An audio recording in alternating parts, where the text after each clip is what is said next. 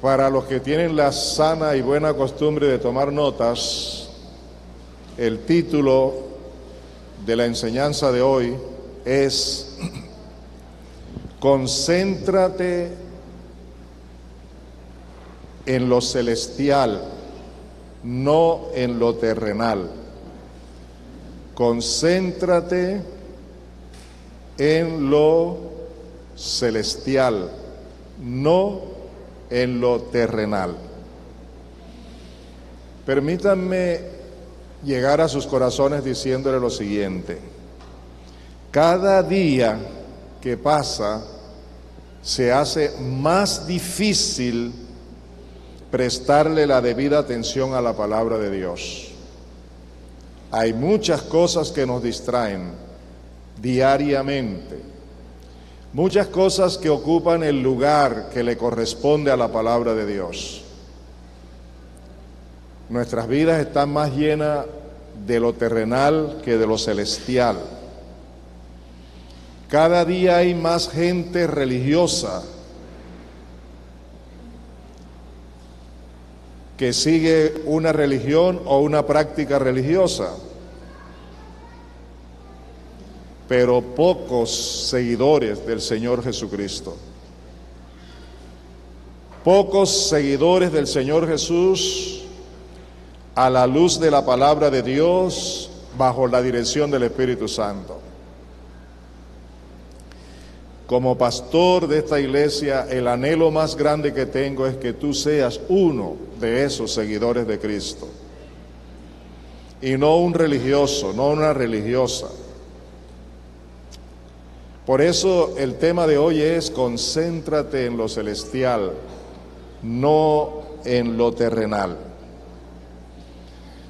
A pesar de que hoy día la gente corre detrás de la religión y que hay muchos religiosos aún dentro de las iglesias cristianas y pocos seguidores de Cristo, Dios en su gracia y en su amor sigue llamando a cada uno de nosotros sus hijos para que nos concentremos en lo celestial, para que nos concentremos en su Hijo, para que nos concentremos en su Espíritu, en su palabra,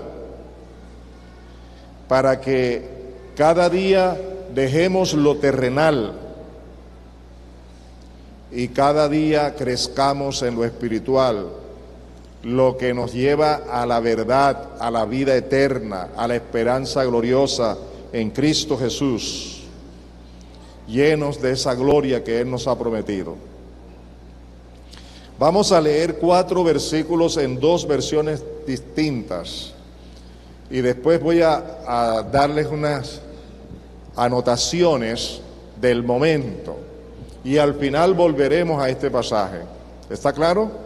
Así que vamos a leer Colosenses 3, 1 al 4 en la Reina Valera. Colosenses 3, 1 al 4 en la Reina Valera del 60. Y dice así, escuchen todos y sigan conmigo: si pues habéis resucitado con Cristo, buscad las cosas de arriba, donde está Cristo sentado a la diestra de Dios. Poned la mira en las cosas de arriba, no en las de la tierra, porque habéis muerto y vuestra vida está escondida con Cristo en Dios.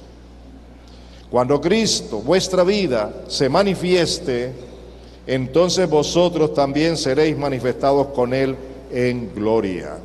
Qué palabra más contundente, qué palabra más llena de verdad y de esperanza, ¿cierto? Dice aquí que nuestra vida está escondida con Cristo en Dios. Que cuando Cristo, que es nuestra vida, se manifieste, entonces también nosotros seremos manifestados con Él en gloria. Pero para ello, ahora hay que concentrarse en esto, ocuparse en esto, más que en lo terrenal. Y si tú y yo no prestamos la debida atención a esta palabra, no estaremos viviendo conforme a la voluntad de Dios, como hijos de Dios.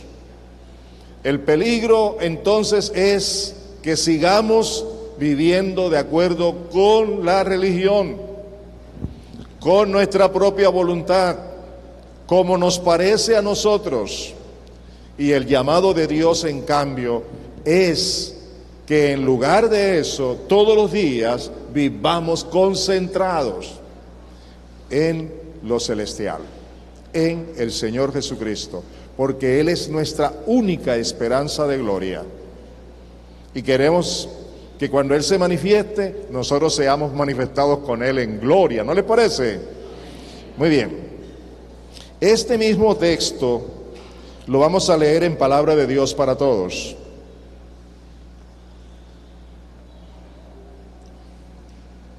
Palabra de Dios para todos. Dice Colosenses 3, 1 al 4.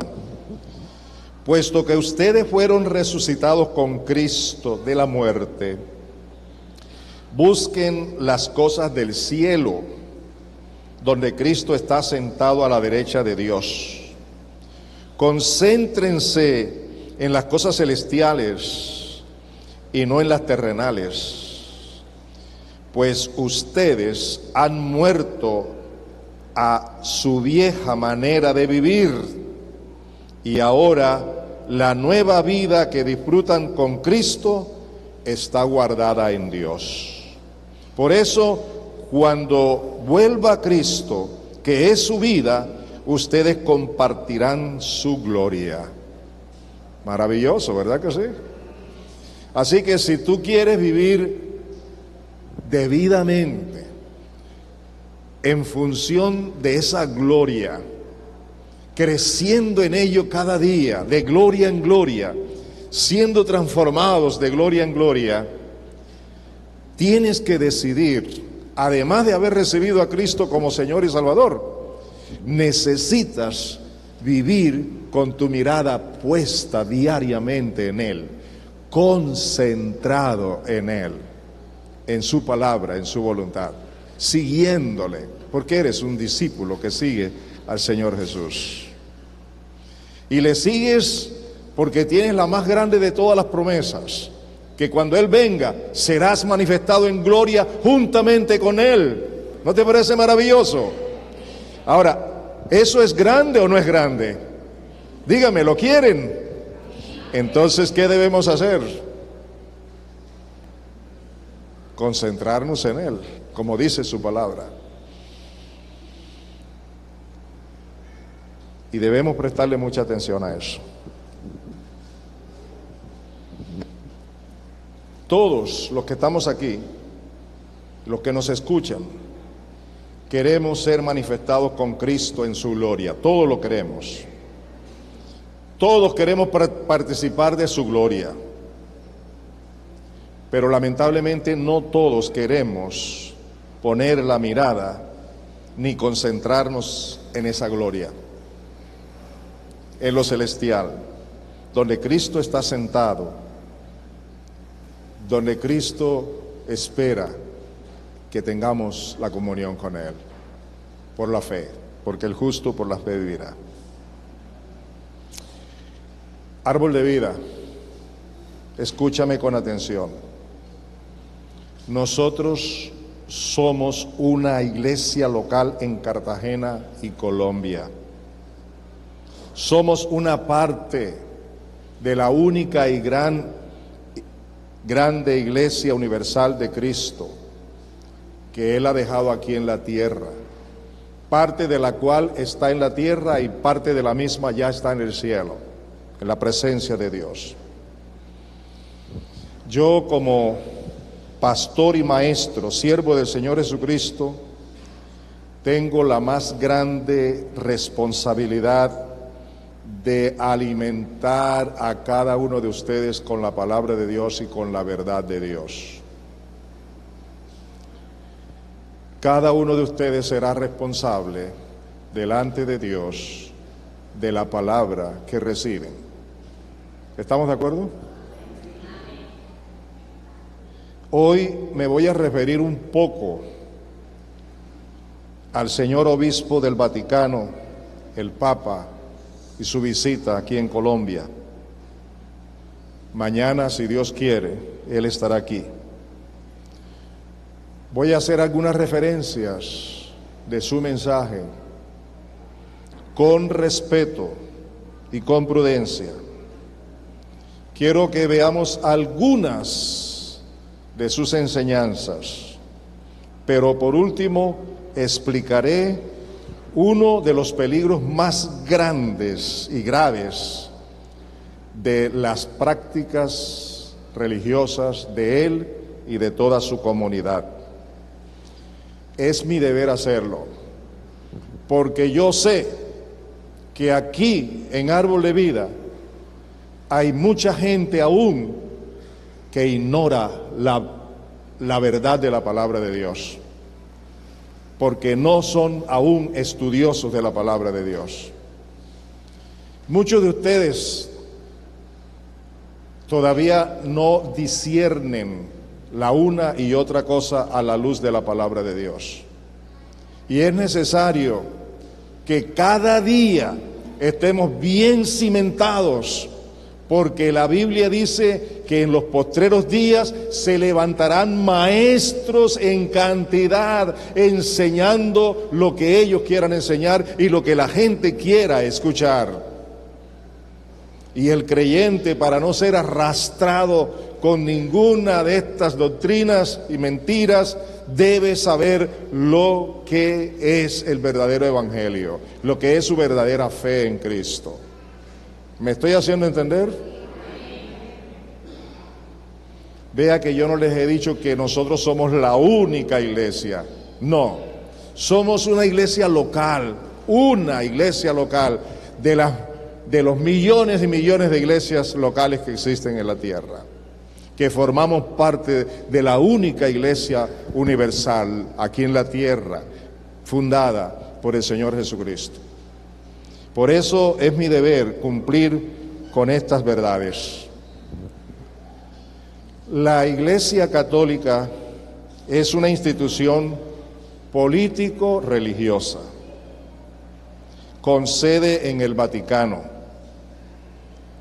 que es un estado político-religioso.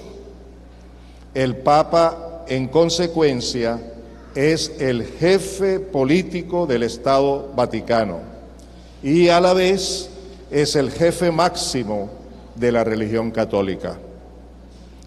Como tal, su visita a Colombia es de carácter político y de carácter religioso. La Iglesia Católica es verdad y no lo podemos negar.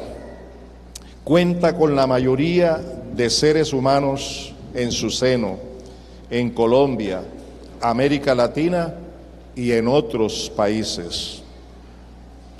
Esta institución religiosa, como cualquier otra, merece y es digna de nuestro respeto. ¿De acuerdo? Dígame sí o no. La Iglesia Católica merece y es digna de nuestro respeto. Una cosa es que no estemos de acuerdo con alguna de sus prácticas y otra cosa es que la respetemos y tenemos que respetarla. Ellos tienen todo el derecho para creer lo que quieran creer, ¿de acuerdo? Y no estamos aquí para criticar ni para condenar, estamos aquí para ver la verdad a la luz de la palabra de Dios. ¿Estamos de acuerdo? Por su parte, el Papa Francisco es un hombre carismático, con mucha empatía, es un hombre amable, inteligente, admirable, cae bien a todos, es conocedor de la situación política y religiosa de América Latina, de África y Europa. y de otros continentes, pero especialmente de estos. Es un hombre atractivo, ¿no les parece? Dígame sí o no. Carismático. Merece esa admiración. Pero hay algo interesante en él. Él sabe decir muy bien y de la manera más sencilla todo aquello que la gente quiere oír. ¿Cierto o no? ¿Estamos de acuerdo? Él lo sabe hacer, lo maneja de una manera perfecta. Su mensaje en general es un mensaje motivador, con énfasis en el esfuerzo que deben hacer los seres humanos para lograr sus sueños. En ese sentido, su meta particular en Colombia es que sus oyentes logren la paz a través de la reconciliación. ¿Cierto? Ese es el mensaje central que Él nos ha traído. Con relación a eso, puedo decir que eso es un buen propósito, no es malo. También tengo que reconocer que muchas de las cosas que Él ha dicho, ya nosotros las sabemos. Nosotros las conocemos. Así que lo que Él ha hecho es recordar y motivar, y lo hace perfectamente y muy bien. Yo lo admiro desde ese punto de vista. Los oyentes han sido atraídos por su mensaje acerca de la necesidad que Colombia tiene de la paz, de la reconciliación y del llamamiento a vivir conforme la religión. Es muy humanista y para mí Él cumple una función en los propósitos eternos de Dios. Él está en estos momentos cumpliendo el propósito de preparar al mundo para un gobierno global, único, un gobierno mundial. Pero dicho gobierno mundial no va a estar en las manos de Cristo. Y es serio, y debemos ser responsables frente a estas verdades.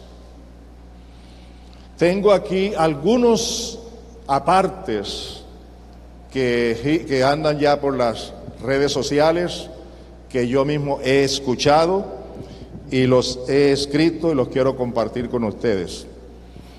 Unas frases atractivas y motivadoras del Papa. Primera, no sirve de mucho la riqueza en los bolsillos cuando hay pobreza en el corazón. Bello, ¿verdad que sí? Nadie lo puede discutir. Es un humanista, es atractivo, dice lo que la gente quiere escuchar. Dice, cuando vayas subiendo, saluda a todos. Seguro que son los mismos que vas a encontrar cuando vayas bajando. Una verdad humana, real. Cuando vayas subiendo, saluda a todos, sabiendo, seguro, que son los mismos que vas a encontrar cuando vayas bajando. Existe un tesoro que podemos llevar con nosotros, un tesoro que nadie puede robar, que no es lo que hemos ahorrado, sino lo que hemos dado a los demás. Otra frase muy linda y significativa. El matrimonio es un trabajo de todos los días. Se puede decir que es artesanal, un trabajo de orfebrería, que el marido tiene la tarea de hacer más mujer a la mujer y la mujer más hombre al marido. Una motivación bien especial, que es cierta.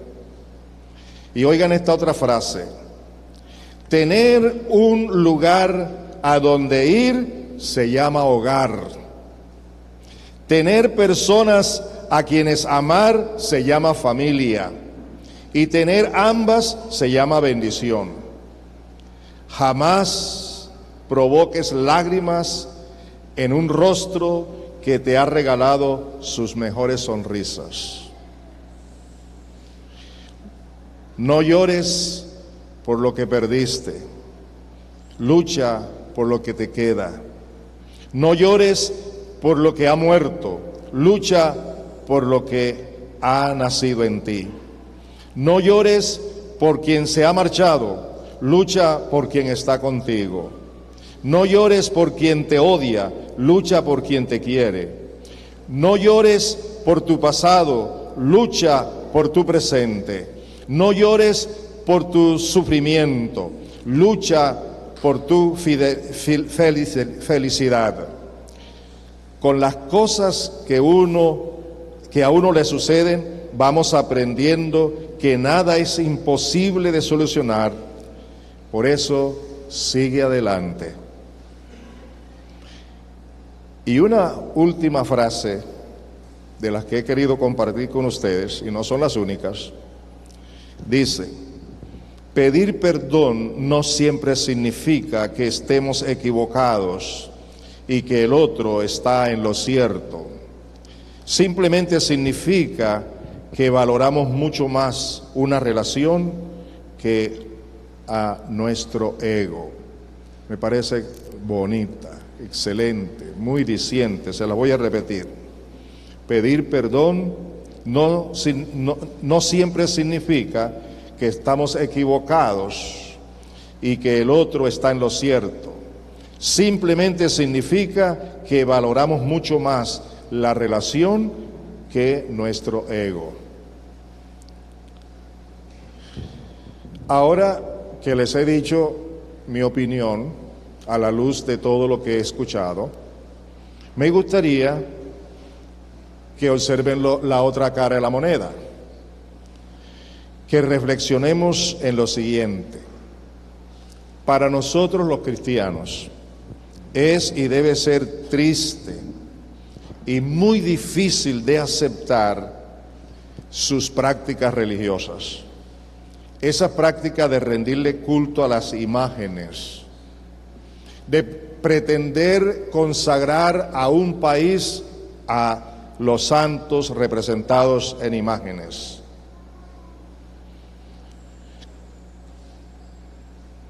Eso verdaderamente es antibíblico. Eso motiva y conduce a la gente a la pura idolatría, la cual rotundamente Dios se opone, porque eso es antibíblico y ofende profundamente a Dios. Y con eso no podemos estar de acuerdo y no podemos negociar nuestras verdades bíblicas, nuestras convicciones en Cristo, a lo que a Dios le agrada. En ese sentido, eso va a traer a Colombia más idolatría. Y la idolatría es algo que ofende a Dios. Y que Dios no se queda con las manos cruzadas frente a la idolatría. Me gustaría que ustedes abran sus Biblias en Éxodo, capítulo 20. Vamos a leer únicamente los primeros mandamientos de la ley de Dios. Y quiero decirles lo siguiente: estos primeros mandamientos de la ley de Dios son demasiado importantes por lo siguiente. Ellos están vigentes no solo para los judíos ni para los cristianos. Los 10 mandamientos están vigentes para toda la humanidad, porque con ese propósito fueron dados por Dios a través de su pueblo Israel. No voy a leerlos todos, pero quiero que leamos los primeros. Éxodo 20, 3 al 7. Lo voy a leer en Reina Valera contemporánea. Y dicen así, escúcheme bien, con toda atención. Dice: no tendrás dioses ajenos delante de mí. Contundente, ¿sí o no? Dígamelo, ¿sí o no? No tendrás dioses ajenos delante de mí. No te harás imagen ni semejanza alguna de lo que está arriba en el cielo, ni abajo en la tierra, ni en las aguas debajo de la tierra. Es una palabra de Dios. A mí me corresponde aceptarla, creerla y obedecerla. ¿Estamos? Todos los seguidores de Cristo estamos llamados a concentrarnos en Cristo y en su palabra. ¿De acuerdo? Y su palabra dice que no nos hagamos imágenes de ninguna índole, de lo que está en el cielo, en la tierra y debajo de la tierra. Dice luego: no te inclinarás ante ellas, ni las honrarás, porque yo soy el Señor tu Dios, fuerte y celoso. ¿Oyeron eso? ¿Ustedes creen eso? Lo dice la palabra. ¿Para quién es esa palabra? No lo harás, no te inclinarás, no las honrarás, porque yo soy el Señor Dios, fuerte y celoso. Y observen lo que sigue: yo visito en los hijos la maldad de los padres que me aborrecen, hasta la tercera y cuarta generación. Pero trato con misericordia infinita a los que me aman y cumplen mis mandamientos. Ahí está la posición de Dios. Ahí está la justicia de Dios. Ahí está una posición que no se puede negociar, que no va a cambiar. Dios va a visitar esa maldad de la idolatría en el corazón de los padres, la va a visitar en los hijos hasta la tercera y cuarta generación. Pero en cambio, Dios ha decidido, por su palabra, ser infinitamente misericordioso con todos los que lo aman y obedecen sus mandamientos. ¿Les queda claro, amados? Ahora entienden por qué mi deseo de compartir en este momento oportuno esta palabra, para que ustedes no se dejen llevar de cualquier viento de doctrina o de enseñanzas que no estén dentro de la palabra de Dios. Vamos a ver otro pasaje bíblico. En este pasaje bíblico vamos a ver la reacción de Dios contra su propio pueblo, su pueblo escogido, especialmente contra Judá y Jerusalén, la ciudad amada. Veamos lo que nos dice ahora Jeremías 7, 17 al 20. Lo voy a leer en palabra de Dios para todos.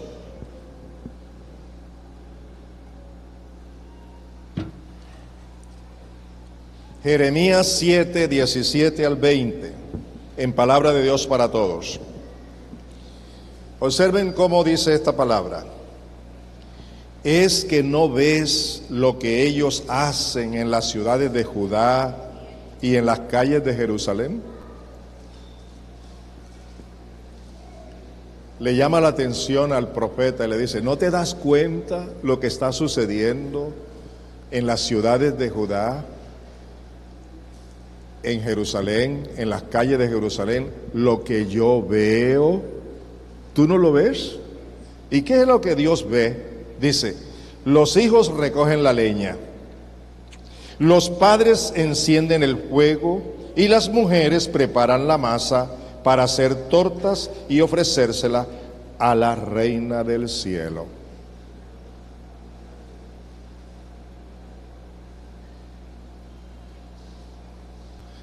También dan ofrendas de vino a otros dioses para provocar mi ira. Y continúa. Pero en realidad no es a mí a quien ellos están ofendiendo, sino a sí mismos, para su propia vergüenza. Y ahora escuchen la reacción de Dios. Por eso, así dice el Señor Dios: voy a descargar todo mi enojo y mi ira sobre este lugar. Se estaba refiriendo históricamente, literalmente, a todas las ciudades de Judá y las calles, la ciudad de Jerusalén. Y dice: voy a descargar todo mi enojo y mi ira sobre este lugar, sobre los seres humanos y sobre los animales, sobre los árboles del campo y sobre los frutos de la tierra. Arderá mi ira y no se podrá apagar. ¿Cómo reacciona Dios frente a la idolatría? ¿Es serio o no? Dígamelo. Por favor, se dan cuenta de que la idolatría no es cualquier cosa.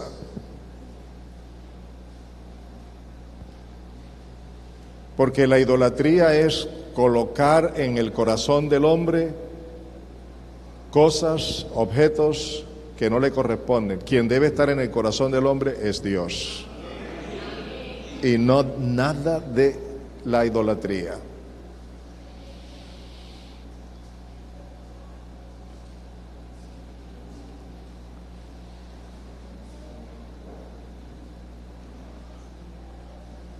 Ahora, amados míos, con todo lo que les he dicho en sus mentes, volvamos al pasaje inicial.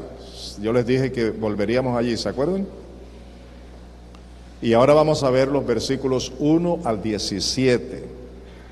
Colosenses 3, 1 al 17, en la Reina Valera contemporánea.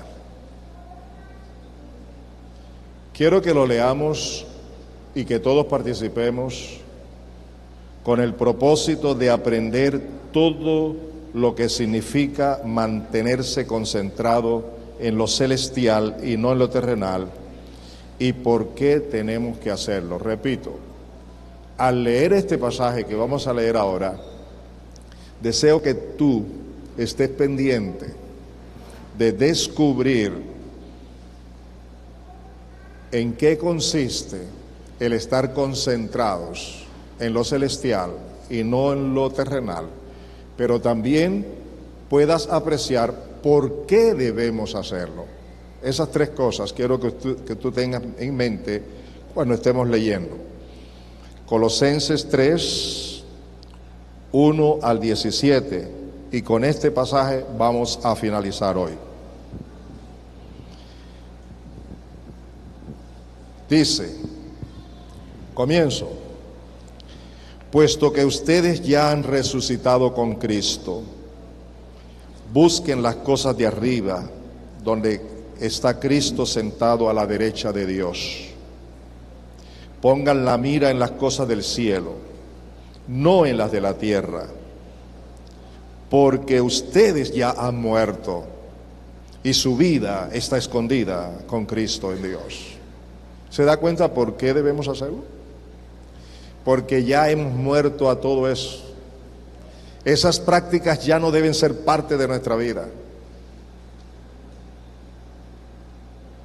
Ahora, las prácticas que le agradan a Dios es que nuestras mentes y nuestros corazones estén llenos de la presencia de Jesucristo, y que nuestra mirada y que nuestra esperanza y todo lo que hay en nuestro ser esté concentrado en el Señor.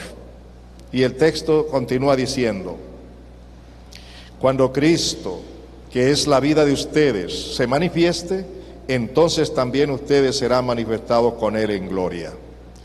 Por lo cual, o por tanto, oigan, hagan morir en ustedes todo lo que sea terrenal. ¿Qué es lo que se nos manda a hacer ahora? Ayúdenme. Hacer morir todo lo que sea terrenal. Y aquí hay una lista, y no es la única, pero dice: inmoralidad sexual. Caballeros, damas, jóvenes, señoritas, muchachos, aún niños, hoy por hoy, eso ustedes lo ven por todas partes. Hay una motivación diaria y constante en los barrios, en la universidad. Las mujeres invitan a los hombres a hacer sexo, las señoritas. Y aquí es una de las cosas que nosotros en el reino de Dios tenemos que hacer morir a nivel personal en Cristo Jesús. No tenemos, más bien tenemos una lucha diaria. Donde quiera que tú ves algo atractivo sexualmente, ¿sí o no? Tanto hombres como mujeres. Dígame si es cierto o no. Las conversaciones, las reuniones, las fiestas, todas giran alrededor de el sexo. El sexo mal habido. Y aquí dice que el que está concentrado en Cristo tiene que hacer morir en eso. ¿Qué más dice?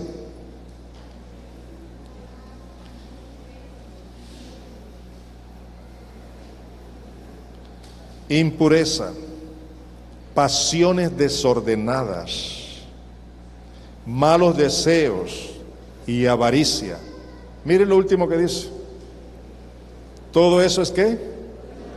¿Todo eso es qué? ¿Todo eso es qué? Si yo, en vez de ocupar mi vida para rendirla a Cristo, la ocupo para todas estas cosas están siendo ídolos de nosotros y ocupando el lugar de Dios, y se llama idolatría, y a Dios no le agrada.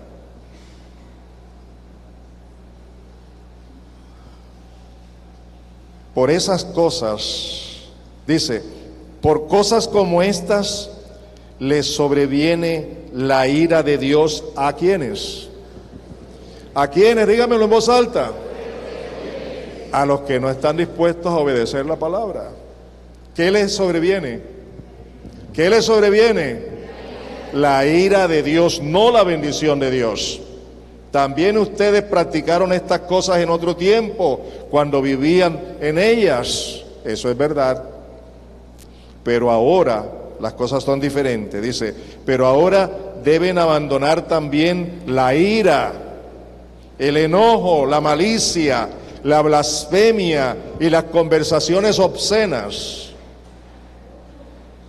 No se mientan los unos a los otros, pues ya ustedes se han despojado de la vieja naturaleza y de sus hechos, y se han revestido de la nueva naturaleza, la naturaleza del nuevo hombre, que se va renovando a la imagen del que lo creó hasta el pleno conocimiento, donde ya no importa el ser griego o judío, estar circuncidado o no estarlo, ser extranjero o inculto, siervo o libre, sino que Cristo es todo y está en todos. Cristo es todo, el que llena toda mi vida, en todo momento, en toda circunstancia. Cristo lo llena todo y está en todos. A eso hemos sido llamados, a una vida concentrada en Cristo, una vida muy penetrada en el Señor Jesucristo.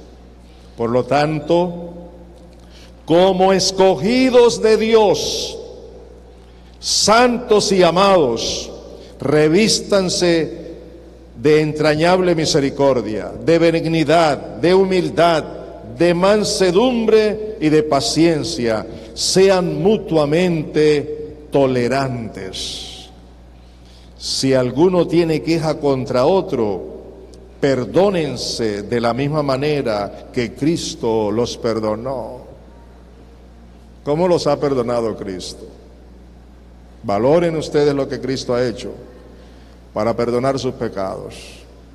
Y Él nos dice ahora, si hay quejas, si hay resentimiento, si hay amargura, si hay cualquier dolor, cualquier herida, no continúes con ella, perdona a esa persona, perdónense mutuamente de la misma manera como Cristo los perdonó. Y sobre todo, revístanse de amor, que es el vínculo perfecto.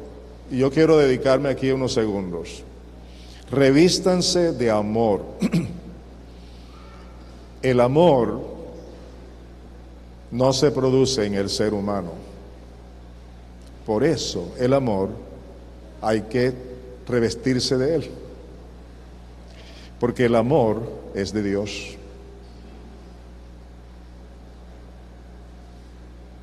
Cuando Dios creó a Adán y Eva, les dio la capacidad de amarse con el verdadero amor. Pero cuando Adán y Eva pecaron y se apartaron de Dios, todo eso se degeneró y se convirtió no en un amor espiritual, sino en un amor natural. Y cuando aquí dice revístanse de amor, no se refiere al amor natural, sino al amor de Dios. Y ustedes tienen allí la primera carta de Juan, 5 capítulos, que vale la pena leer, analizar y estudiar para descubrir cómo funciona el amor de Dios en nosotros. Primera de Juan, los 5 capítulos, van a descubrir allí cuidadosamente cómo es que funciona el amor de Dios en nosotros. Porque este pasaje nos dice claramente que debemos revestirnos del amor, pero del amor de Dios. ¿Por qué? Porque es el vínculo perfecto con Él y el vínculo perfecto con los demás hermanos. El amor de Dios es lo único que nos produce a nosotros un vínculo perfecto con Cristo. Es lo único que hace posible que nosotros tengamos una vida concentrada en el Señor Jesucristo. El amor de Dios, la gracia de Dios. Dice que en el corazón de ustedes gobierne la paz de Cristo. Yo quiero que ustedes se imaginen cómo es la paz de Cristo. Y quiero recordarles cuando Jesús les dijo, o nos dice,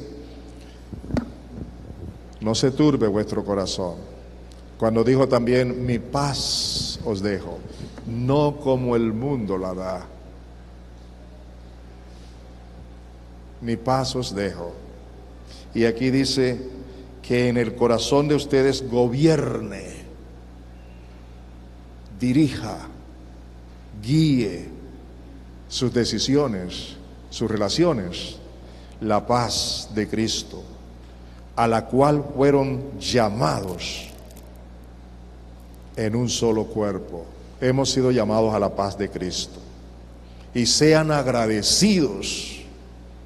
La falta de gratitud es también idolatría, porque nos creemos que somos capaces de hacerlo todo y no necesitamos agradecer. El orgullo, el ego, todo eso nos lleva a ser desagradecidos. Pero cuando somos agradecidos, reconocemos quién es Dios, reconocemos que delante de Él todo lo que tenemos ha venido de Él, y por eso se lo agradecemos. Y ser agradecido da evidencia de que somos humildes, y ser humilde es una manera de estar sujeto a Él y de adorarlo a Él y de entregar su vida solamente a Él, de vivir en función de Cristo. Es adoración. Y sobre todo revístanse de amor, que es el vínculo perfecto, que en el corazón de ustedes gobierne la paz de Cristo, a la cual fueron llamados en un solo cuerpo, y sean agradecidos. Y aquí está lo que dije al principio. Versículo que vamos a leer, lo mencioné al principio, lo voy a recordar. Yo dije al principio que triste y lamentablemente muchos creyentes ignoran la palabra de Dios, están vacíos de la palabra de Dios, porque no le dedican el tiempo suficiente al estudio de la palabra, porque no lo quieren hacer, porque no deciden hacerlo, porque se excusan diciendo que no tienen tiempo, que ojalá pudieran tener el tiempo para hacerlo. Pero eso es mentira. Simplemente en el corazón no hay hambre de la palabra de Dios, no hay disposición para la palabra de Dios. Y yo los invito a ustedes, lo que se avecina para este mundo es algo que no estamos preparados, pero si estamos fortalecidos por la palabra, tendremos la fe y tendremos el poder y tendremos la capacidad de hacerle frente y de estar dispuestos a morir si es necesario por causa de Cristo. Entonces dice, la palabra de Cristo habite ricamente en ustedes. En la Reina Valera dice abundantemente en ustedes. ¿Cómo debe habitar la palabra de Dios? Para estar concentrados en Cristo, para no estar en la idolatría, para no estar viviendo conforme a este mundo, para no ser religiosos, debemos de tener una mente ¿cómo? Llena de la palabra de Dios. El corazón lleno de la palabra de Dios. En Romanos 12 dice, versículo 2, que no nos conformemos a este mundo. Entonces dice que seamos transformados. ¿Cómo? A través de la renovación de nuestra mente. ¿Con qué propósito? El propósito de conocer la voluntad de Dios agradable y perfecta. Sin esa condición es difícil conocer la voluntad de Dios agradable y perfecta para nuestras vidas. La palabra de Cristo habite ricamente en ustedes. ¿Qué va a hacer la palabra de Dios en nosotros? Dice, instrúyanse y exhórtense unos a otros con toda sabiduría. Canten al Señor salmos, himnos y cánticos espirituales con gratitud de corazón. Y aquí está la última palabra que quiero enfatizar hoy. Por favor, escuchen. El versículo final dice, y todo lo que hagan, ya sea de palabra o de hecho, háganlo en el nombre del Señor Jesús, dando gracias a Dios el Padre por medio de Él. Quisiera que cada uno le repita a la persona que tiene a su lado esta frase. Y todo lo que hagan, espere cómo lo vamos a hacer. Escuchen primero y después lo va a hacer. Y le vas a decir, todo lo que hagas, no, pero después que yo lo haya dicho, todo lo que hagas, sea de palabra o de hecho, hazlo en el nombre del Señor Jesús, dando gracias a Dios Padre por medio de Él. Mire, para mí esto es lo más hermoso de todo esto. Es una palabra concluyente. Es una palabra que nos concentra en la verdad que hemos venido diciendo. Que de aquí en adelante, todo lo que yo haga, de palabra o de hecho, lo haga en el nombre del Señor Jesucristo. Yo le pregunto, ¿a alguien de los que está aquí, en el nombre del Señor Jesús, agradándole a Dios, puede robar? ¿En el nombre del Señor Jesucristo puede mentir?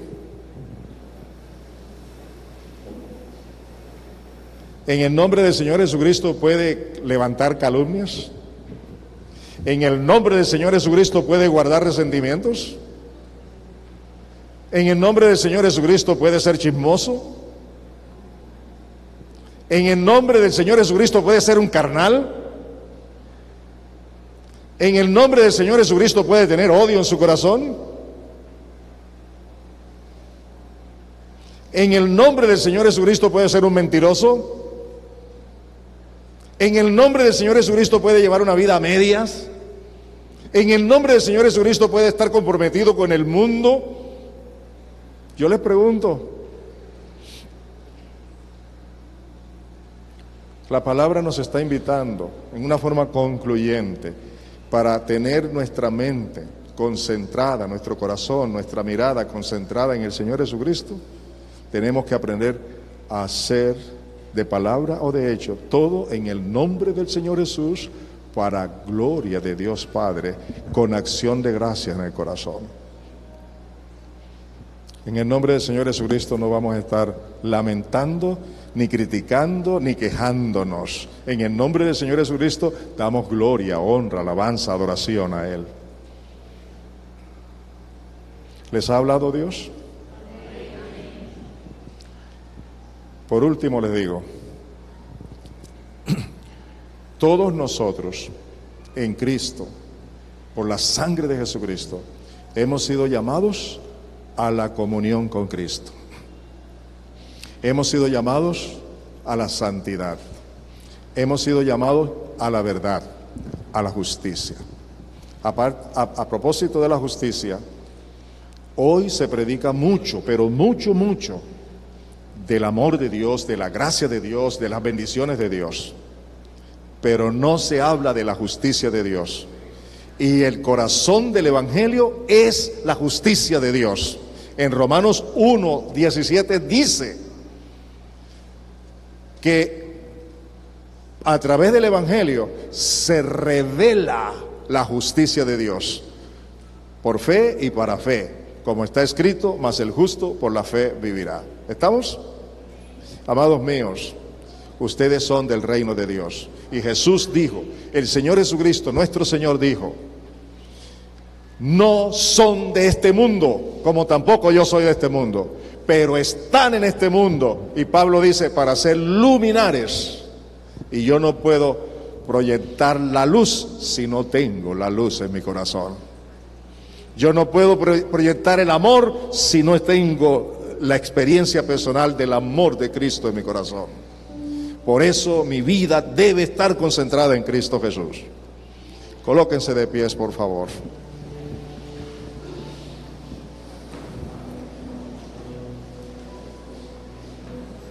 Tómense de las manos, por favor. Tómense de las manos.